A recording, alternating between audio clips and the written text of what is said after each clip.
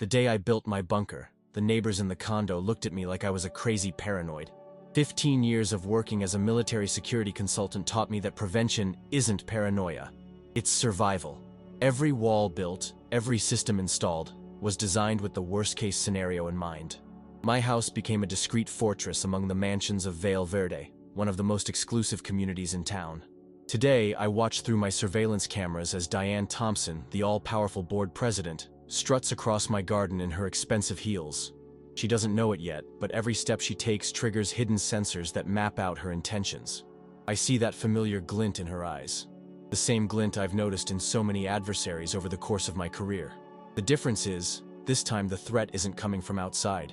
She lives just 3 houses down. Subscribe to the channel and hit like to get access to more stories like this. Ever since I moved to Vale Verde, Diane has been trying to control every aspect of the residents' lives. Her rules are always framed as friendly suggestions, but everyone knows that disobeying them is like declaring war. As I watch her on the screen, I remember our first board meeting when she demanded unrestricted access to every house blueprint, including my bunker, all in the name of community security. I obviously refused. My underground installation uses military-grade technology that not even the Pentagon has access to. The look she gave me that day told me I'd just made a very powerful enemy. In the following weeks, the complaints started rolling in. My garden was inadequate, my cameras infringed on privacy, and my security systems were intimidating.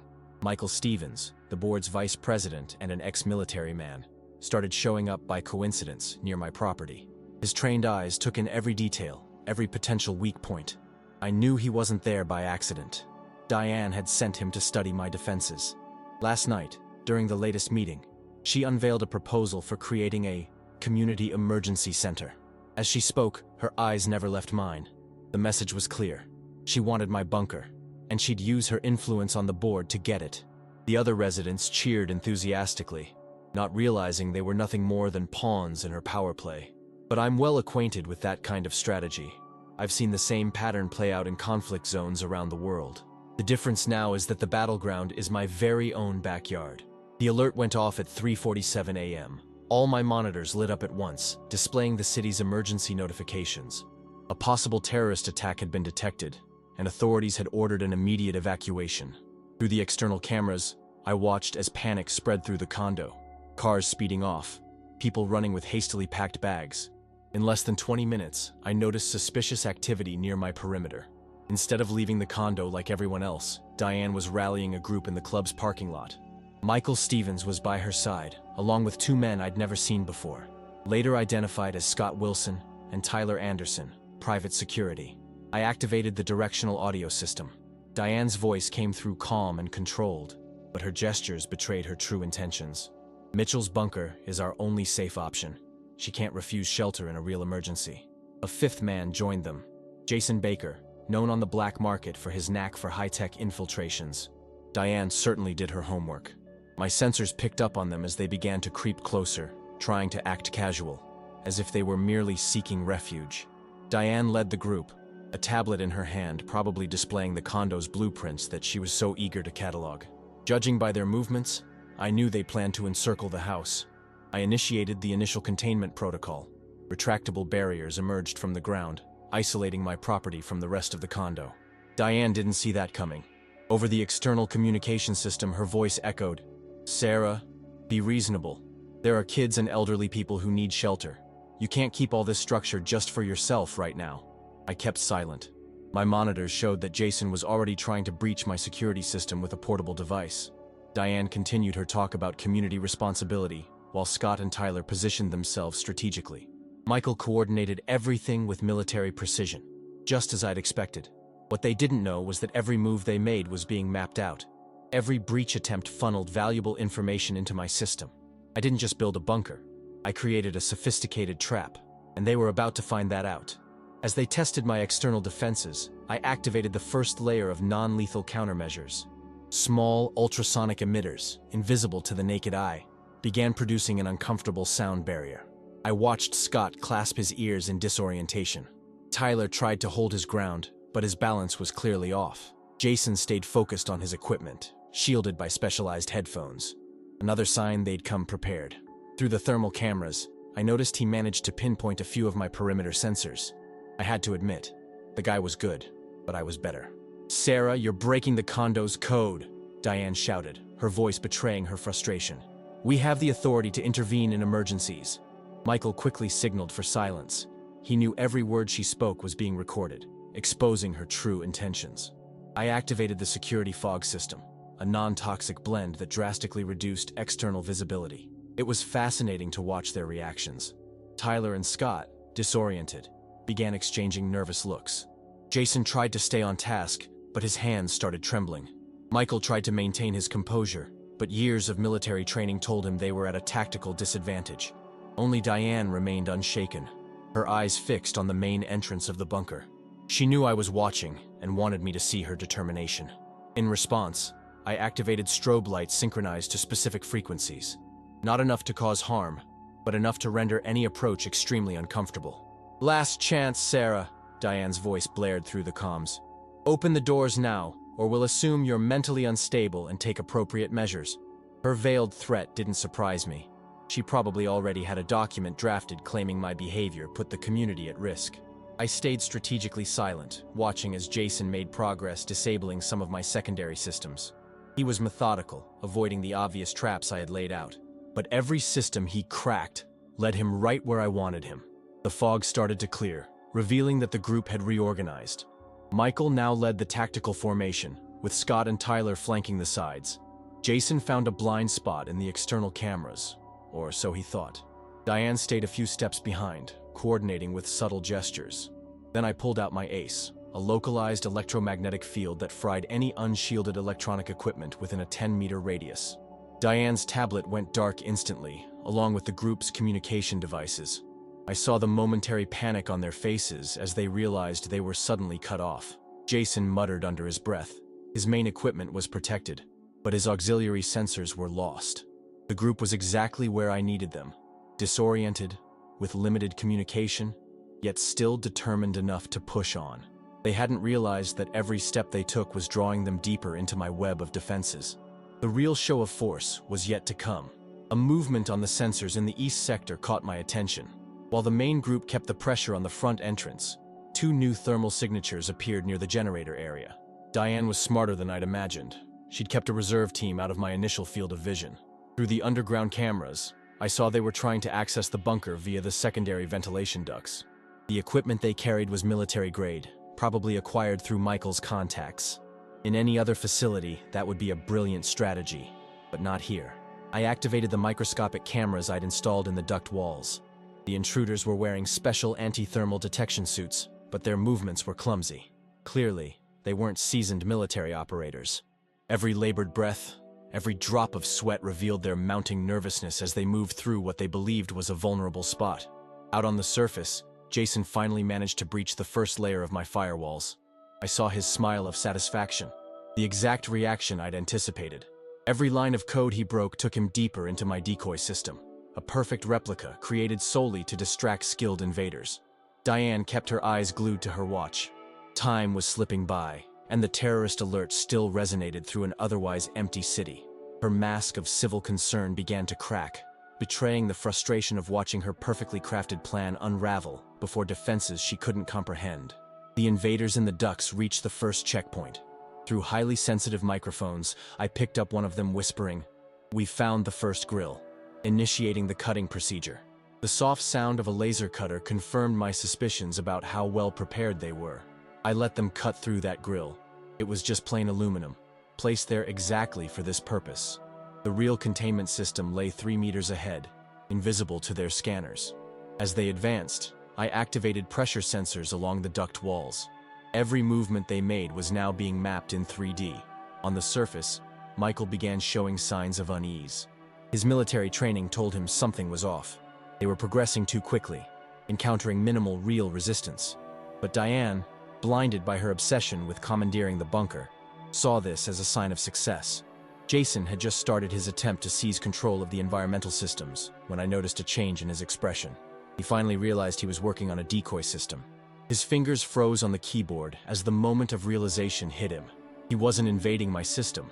He was being tracked by it. The duct invaders had just crossed the point of no return when I activated the compartmentalization process. Titanium panels slid silently, splitting the duct into isolated sections. There was no room left for either retreat or advancement. They were exactly where I wanted them, trapped yet intact. The real test was about to begin. Diane and her primary group still didn't know that they had just lost their backup team. It was time to show them exactly who they were dealing with. The sound of the first controlled explosion echoed precisely at 5:12 a.m. Jason had finally found what he believed was the weak spot in my system, a seeming flaw in the security protocol of the main door. In reality, it was an intentional gap, designed to channel any invasion attempt along a specific path. The explosive charge they used was impressive, small yet powerful enough to breach the external locks. Diane couldn't hide her smile of satisfaction as the door gave way. Michael immediately took charge, organizing Scott and Tyler into a tactical entry formation. What they didn't realize was that the explosion had triggered the Omega Protocol, my most advanced containment system.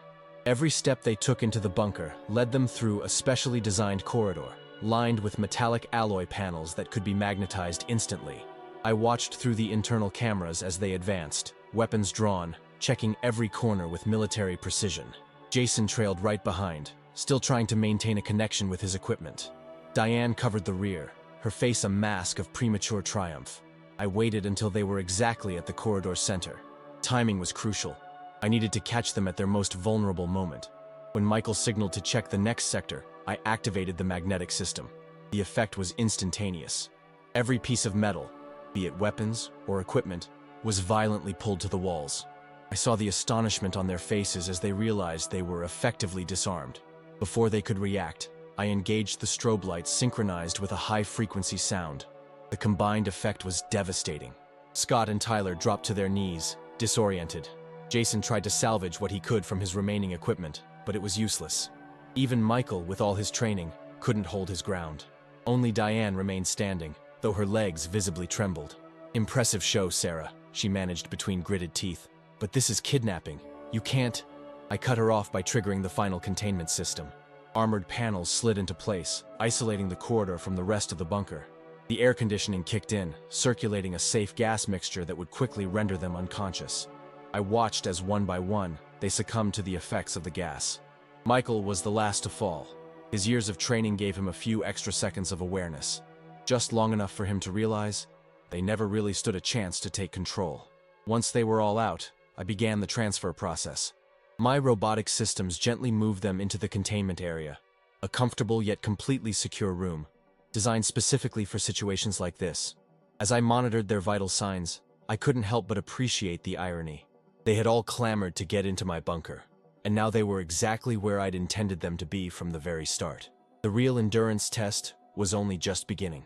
When they woke up, they discovered that my bunker could serve as both a safe haven and a sophisticated prison. I monitored the group through the containment room's cameras as they regained consciousness. Michael was the first. The moment his eyes opened, he immediately started evaluating the environment with his trained gaze. The room was spacious, with comfortable bunk beds, a private bathroom, and a small dining area. It looked more like a luxury hotel room than a cell. Diane woke up shortly after, her expression quickly shifting from confusion to fury once she grasped the situation. The others followed, each processing our new reality in their own way. Jason went straight to the walls, searching for any weak points or tech interfaces, but he didn't find any. "Good morning," my voice rang out over the speakers. "I'm sure you're all hungry. Breakfast will be served shortly." The casual tone clearly caught them off guard. They expected an irate captor instead of a laid-back host. Through the automation system, I sent trays of full breakfast: eggs, fresh fruit, artisan bread. The quality of the food took them by surprise. Michael was the first to figure out the underlying message. I wasn't an amateur holding hostages. I was a professional managing a tactical situation. "How long do you plan on keeping us here?" Diane tried to sound authoritative, but uncertainty crept into her tone. "The board must be alerting the authorities already." "The board's been evacuated, just like the entire city," I replied calmly. "And as for the duration, well, that depends on how long the terrorist alert lasts. You wanted protection from my bunker, right? Now you've got it." Scott and Tyler exchanged nervous glances. Jason had given up on looking for technical flaws and was now seated, watching everything with a professional interest. Michael kept his military composure, though I noticed a slight appreciative smile. He recognized a job well done when he saw one. Your guys in the ventilation ducts are safe too, I informed them. They're comfortably settled in another containment area. Don't worry about them. I saw the shock on Diane's face. She hadn't expected me to know about the backup team. Each little revelation of mine demonstrated just how predictable her plan had been, and how much she had underestimated my capabilities. You have two options, I continued. Either you spend your quarantine fighting a battle you can't win, or you accept the hospitality being offered. The choice is yours. But I suggest you remember that everything is being recorded. Your actions here will determine how this story is told later on. The impact of my words was immediate.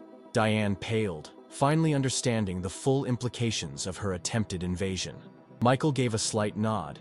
They knew I not only controlled the physical situation but also the narrative. The internal communication system is active if you need anything, I concluded. Enjoy your breakfast. We'll have plenty of time to discuss your true motives for this unexpected visit. I then turned off the microphone and watched as they began to process the new reality. The next phase would be crucial. The way each one handled their confinement would reveal their true nature, and I would be watching every moment, learning, adapting, and maintaining absolute control of the situation. The next few hours turned into a fascinating study of human behavior under pressure. Every member of the group handled the confinement differently. Scott and Tyler, the security guys, alternated between intense physical workouts and long moments of silent contemplation. Jason had resigned himself to the situation, even going so far as to praise certain aspects of my security system. Michael stuck to his military routine, as if he were on a prolonged mission. But it was the moments when he thought no one was watching that revealed his true assessment. He closely studied every detail of the bunker with professional admiration. Diane was by far the most interesting to observe. Her attempts to control the group slowly lost their grip. First, she tried inciting them against me, then suggested a hunger strike, and ultimately resorted to veiled threats of future consequences. Nothing worked. With every passing hour, her influence waned. At lunch, I served grilled salmon with organic vegetables. The quality of the meal coaxed the first genuine smile from Diane, a small crack in her authoritarian facade. That was when I began a series of projections on the room's walls. Live news about the terrorist alert, updates from the authorities, images of the evacuated city. The information served a dual purpose: to keep them informed and to constantly remind them that I controlled their access to the outside world. Every bulletin I chose to display reinforced that they were safe inside the bunker, exactly where they claimed they wanted to be when they tried to break in. As the day progressed, the power dynamics within the group began to shift subtly. Michael naturally assumed leadership, his practical military mindset proving more useful than Diane's manipulations. The initial tension gradually gave way to a resigned acceptance of the situation. I watched everything through my cameras, recording every interaction, every change in behavior. The confinement was revealing their true natures, and every new detail would be valuable for handling them in the future, especially Diane, whom I knew wouldn't soon forget this humiliation. Subscribe to the channel and hit like to get access to more stories like this. The terrorist alert was canceled after 12 hours, exactly at 3:47 p.m. I watched the group as the official announcement was broadcast on their monitors. Relief was visible on their faces, except on Diane's, whose expression remained calculated. As promised, you're free to leave, I announced through the communication system. But before you go, a few final considerations. I activated the main screens, displaying a compilation of evidence, recordings of the attempted invasion, unauthorized military equipment, intercepted communications proving premeditation. I saw the color drain from Diane's face as she realized just how much I'd documented. All of this evidence is securely stored on external servers, I continued. Not as a threat, but as a guarantee that we completely understand each other. Michael was the first to speak. Message received, loud and clear, he said, exuding the professional respect that hadn't been there just a few hours before. Jason nodded in agreement. He knew he'd been completely outmatched. The decontamination system automatically kicked in, prepping them for departure. As their clothes and belongings were returned, Diane finally spoke. This isn't over, Sarah. You can't just... Actually, I can, and I did, I interrupted softly. But unlike you, I'm not interested in war. I only want peace and privacy. The doors opened silently. One by one, they left. First the security guys, then Jason, followed by Michael, who performed a brief military salute before departing. Diane was the last, pausing on the threshold. You're more dangerous than you seem, she said, struggling to maintain her composure. No, Diane. I'm exactly as dangerous as I appear. You're the one who chose not to see it. I watched through the cameras as they left my property. The other residents began returning, unaware of the dramatic ordeal that had unfolded during the evacuation. Diane headed for her house, her rigid posture telling me that she was already planning her next move. But that didn't worry me. Today, she learned a valuable lesson about me, even if she hadn't fully processed it yet. And should she try something again? Well, my bunker still had plenty of surprises I didn't need to show. Subscribe to the channel and hit like to get access to more stories like this.